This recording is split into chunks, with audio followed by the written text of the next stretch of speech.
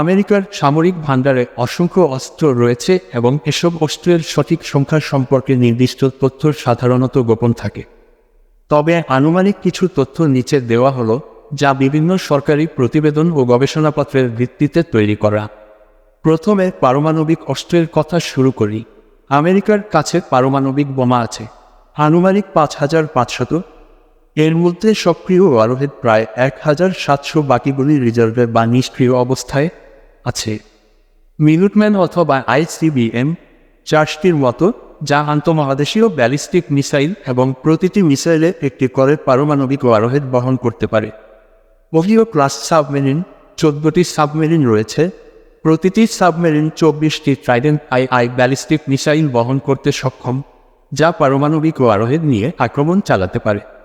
বিমান বাহিনীর আছে F-35 লাইটনিং II, প্রায় 440টির মতো, 3টি ভিন্ন ভিন্ন মডেলে বিভক্ত। F-22 র্যাপটর আনুমানিক 128টি, যা প্রধানত বায়ু প্রতিরক্ষার জন্য ব্যবহৃত হয়। B-2 স্পিরিট স্টেলথ বোম্বার প্রায় 20টি, পারমাণবিক প্রচলিত অস্ত্র বহনে সক্ষম। B-52 স্ট্র্যাটোফোর্ট্রেস প্রায় 75টি, দীর্ঘ পাল্লার বোম্বার হিসেবে ব্যবহৃত হয়। AC-108টি গানশিপ আনুমানিক 30টি, যা স্থল অভিযানে সহায়তা করার জন্য ডিজাইন করা হয়েছে।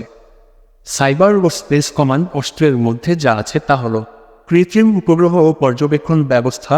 সঠিক সংখ্যা প্রকাশ না হলেও আমেরিকার অনেক সামরিক উপগ্রহ রয়েছে, যা গোয়েন্দাগিরি ও পর্যবেক্ষণের কাজে ব্যবহৃত হয়। স্পেস ফোর্স প্রযুক্তি, স্পেস ফোর্সের অধীনে রাডার সিস্টেম, দূরত্ব পর্যবেক্ষণকারী টেলিস্কোপ এবং বিভিন্ন কমিউনিকেশন স্যাটেলাইট রয়েছে। ড্রোন আছে MQ-9 রিপার আনুমানিক 30টি, যা দীর্ঘ সময় ধরে আকাশে টহল এবং আক্রমণ করতে সক্ষম। RQ-4 গ্লোবাল হক আনুমানিক 35টি, যা উচ্চতায় গোয়েন্দা তথ্য সংগ্রহের জন্য ব্যবহৃত হয়। MQ-1 প্রিডেটর প্রায় 160টি, যা আক্রমণ এবং গোয়েন্দা তথ্য সংগ্রহে ব্যবহৃত হয়।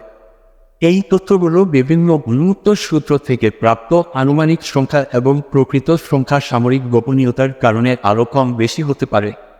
নৌবাহিনীর কাছে আছে Gerald R. Ford class aircraft carrier, একটি বর্তমানে সক্রিয় এবং আরও 3টি নির্মাণাধীন। নিমিটজ ক্লাস এয়ারক্রাফট ক্যারিয়ার 10টি, যুক্তরাষ্ট্রের প্রধান বিমানবাহী যুদ্ধজাহাজ।